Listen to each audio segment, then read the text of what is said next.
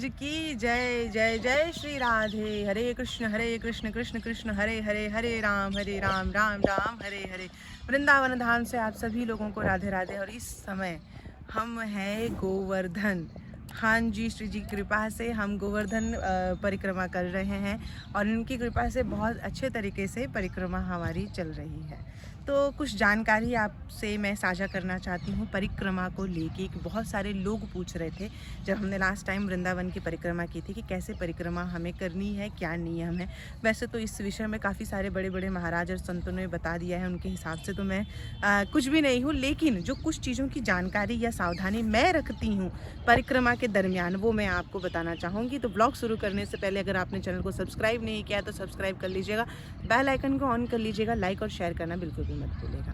तो जब भी परिक्रमा आप शुरू करें तो सबसे पहले आपको क्या करना है? पहले तो आपको जूते, चप्पल, मोजे, आपको कोई भी चीज़ धारण नहीं करनी है। लोग भले कह दें कि आस्था का विषय है, भगवान भाव देखते हैं, लेकिन कुछ चीज़ों का नियम है, वो नियम का पालन आपको करना है। इस विषय में ऑलरेडी प्रेमानंद महाराज ने बहुत अच्छी बात कही थी और हमें हमारे संत जनों की बातों को ही सुनना चाहिए, हमारे गुरुजनों की बातों को ही सुनना चाहिए, क्योंकि वही हमारे माध्यम है जिनके द्वारा हम भगवान श्री कृष्ण को प्राप्त कर सकते हैं, श्रीमती राधा रानी को प्राप्त कर सकते हैं। कभी संत और गुरु के आगे हमें अपना भाव व्यक्त नहीं करना है, अपनी मनमानी नहीं करनी है। तो आपको मोजा आदि कोई भी चीज़ पहन के आपको परिक्रमा नहीं करनी है। हाँ, बहुत ज़्यादा तबीयत खराब है, कोई चीज़ों की दिक्कत है, तो प्रेमानंद महाराज बोले थे कि आप जो नया मोजा है, एकदम नया मोजा, वो आप पहन सकते हैं। लेकिन लास्ट सिचुएशन जहाँ आपको लगे कि आपके पास कोई और ऑप्शन नहीं है और आपको परिक्रमा करनी है, तब जब परिक्रमा आप शुरू करें आपको क्या करना है? सबसे पहले आप जहाँ हैं, जहाँ से शुरू होगी परिक्रमा, आप ऐसे झुकेंगे और ऐसे प्रणाम करेंगे। आप चाहें तो मंत्रों का उच्चारण कर सकते हैं, हरे कृष्ण कृष्ण कृष्ण हरे हरे, हरे राम राम हरे हरे। गोवर्धन महाराज परिक्रमा अपनी कृपा से अच्छी तरीके से करवाइएगा। कोई भी भूल चूक हो गई हो तो उसके लिए क्षमा प्रार्थी हैं, अपना आशीर्वाद सदैव बनाए रखें। इस तरीके से कुछ भी आप कहना चाहें तो कह के फिर आप परिक्रमा शुरू कर सकते हैं। दूसरा मेन पॉइंट है, जैसे कि ये हमारे गिरिराज महाराज हैं, यानी कि हमारे प्रभु हैं, ये साक्षात भगवान श्री कृष्ण है। इस चीज़ को पहले आप इस चीज़ की महत्वता को आपको समझना है। भगवान श्री कृष्ण में और गिरिराज जी में, यानी कि हमारे गोवर्धन महाराज में कोई अंतर नहीं है। जब भी आप परिक्रमा करें, कभी भी आपको गंदगी नहीं करनी है, स्वच्छता का ध्यान रखना है।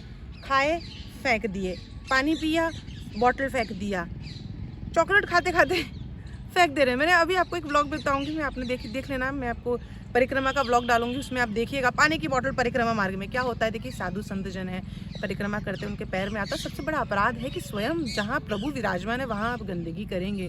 तो क्या करने आप आए हैं? आप यहाँ पे आए हैं पुण्य करने, है ना। अब आप पुण्य का तो पता नहीं, लेकिन आप अपने साथ काफ़ी सारे पाप साथ में लेके जाएंगे। तो इस चीज़ की सावधानी रखिए, कभी भी आपको गंदगी नहीं करनी है। जब भी परिक्रमा करें तो हमेशा नाम जाप करते रहें या कीर्तन करते रहें। और अगर नहीं कर सकते हैं तो कम से कम अगर आपके साथ लोग हैं तो भगवत कृपा जो भी आपके साथ हुई है, या आप भगवान से रिलेटेड चीज़ें ही करें, ना कि गपशप मारे कि हमारे घर में ये हो गया, हमारे बेटे के साथ वो हो गया, हमारी बेटी ऐसी, हमारी बेटी वो। किसी चीज़ की निंदा, किसी भी व्यक्ति की निंदा, बुराई नहीं, कोई भी चीज़ आपको परिक्रमा के दरमियान नहीं करनी है। सिर्फ और सिर्फ भगवान से रिलेटेड चीज़ें ही आपको करनी है। इस चीज़ का आपको विशेष रूप से ध्यान रखना है। और चौथी चीज़ जो मैं कहना चाहूँगी, जो अभी मैं परिक्रमा करते हुए जो मैंने देखा कि स्वच्छता का ध्यान रखें आप लोग भी।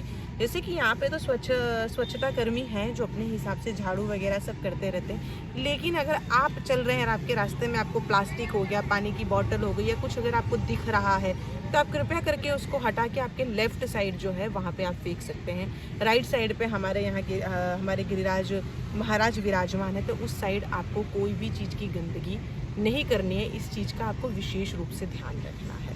अगर आपको शौच आदि कुछ भी चीज़ अगर लग रही है तो आपको आपके लेफ्ट साइड पे करना है। जब आप परिक्रमा शुरू करेंगे तो आपको पता चलेगा लेफ्ट साइड यहाँ, यानी कि जिस साइड ये आपको गाड़ियाँ वगैरह दिख रही है वो, क्योंकि जैसे कि लेफ्ट साइड में, राइट साइड में हमारे गिरिराज महाराज है, तो उस साइड आपको कोई भी चीज़ नहीं करनी, थूकना भी नहीं है, शौच की बात तो बहुत दूर की है, कुछ खा के आपको फेंकना भी नहीं है।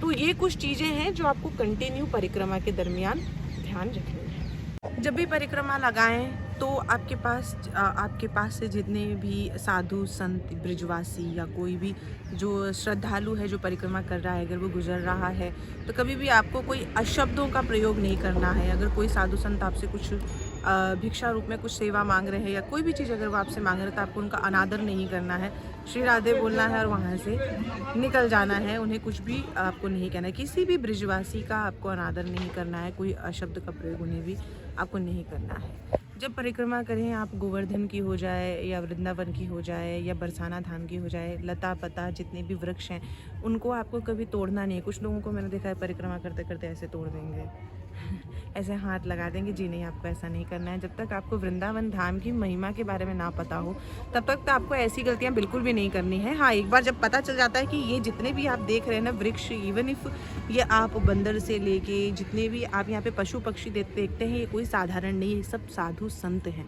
ये हो जाता है कि अंतिम समय में वो उन्होंने कोई चीज़ का स्मरण कर लिया होगा तो वो इस रूप में आ गए हैं, लेकिन आप इनको सामान्य ना समझें। मैंने देखा है कि बंदर को परेशान करना या सारी चीज़ें करना आपको बिल्कुल नहीं करना है। अगर आप चल रहे हैं, परिक्रमा कर रहे हैं, बंदर दिख गया आप केला दे दीजिए, या गाय दिख गई तो आप उनको कुछ चारा दे दीजिए। आपकी जो इच्छा शक्ति अनुसार आप जो भी चाहें वो सेवा आप कर सकते हैं। बस आपको इतना ध्यान रखना है कि इस पूरी परिक्रमा में, जैसे 21 किलोमीटर की गोवर्धन की परिक्रमा होती है, आपको इतना चीज़ का ध्यान रखना है कि आप जहाँ तक हो सके सिर्फ नाम जाप करते करते आप ये पूरी परिक्रमा को संपन्न करें। कोई अनादर ना करें, कोई गलत शब्दों का प्रयोग ना करें। ये बीड़ी सिगरेट गुटखा खाते हुए तो बिल्कुल भी आप परिक्रमा ना करें, फिर आपको दंडवत कर रहे हो या चल के कर रहे हो। बस इन कुछ चीज़ों का आप ध्यान जरूर रखें।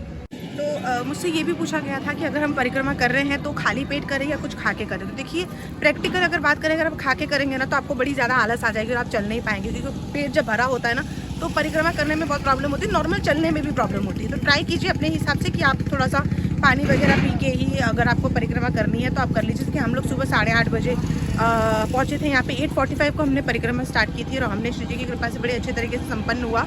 अभी हमने कुछ देर पहले ही थोड़ा सा पानी पिया है, ज़्यादा नहीं। तो बस आप इस तरीके से आप कोशिश कीजिए कि बिना खाए करें, पानी या जूस वगैरह अगर आपको कुछ लग रहा है कि ज़्यादा कमज़ोरी है तो आप पी सकते हैं, अदरवाइज़ आप इसी तरीके से आपको करना है। जब भी परिक्रमा करें एकदम हृदय आपका शुद्ध होना चाहिए, पवित्र अवस्था में होने चाहिए आप, और जितना आपके अंदर भक्ति भाव रहेगा उतना ही आपको उस चीज़ का फल मिलेगा।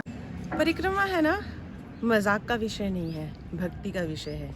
ये आपको और परमात्मा को और नज़दीक लेके आने का विषय है। मैंने बहुत सारे लोगों को देखा है एकदम से अलग तरीके से परिक्रमा करते हुए। वैसे हम किसी को सही या गलत कहने वाले कुछ नहीं होते हैं, लेकिन जैसे हर चीज़ का नियम होता है, कॉलेज में, स्कूल में या घर में नियम बनाए जाते हैं, उसी तरीके से परिक्रमा के भी कुछ नियम होते हैं। हमें उसी के अनुसार ही परिक्रमा करनी चाहिए, ना कि अपने मनमानी आचरण के हिसाब से कि हम तो कर रहे हैं ना, भगवान तो भाव देखते हैं। बिल्कुल भगवान भाव देखते हैं, लेकिन भगवान के भाव से सब कुछ हो जाएगा। आप क्या कर रहे हैं, फिर उसका कर्म फल भी तो आपको भोगना पड़ेगा ना। हम परिक्रमा के दरमियान जितने भी गलतियां करते हैं वो पाप पुण्य हमारे हिसाब किताब में जोड़े जाते हैं। पुण्य के हिसाब में से जो भी आप पाप करते हैं वो पुण्य में से डिक्रीज होता है, फिर उसके बाद का जो रिजल्ट आता है वो आपको या मुझे मिलता है। फिर हम बहुत बार कहते हैं कि हमने तो परिक्रमा भी किया, हमने तो पूजा भी किया, हमने तो जल भी चढ़ाया, लेकिन हमारे साथ तो कुछ अच्छा हो ही नहीं रहा है। होगा, लेकिन कब होगा, जब वो सबको आप नियम के अनुसार करेंगे।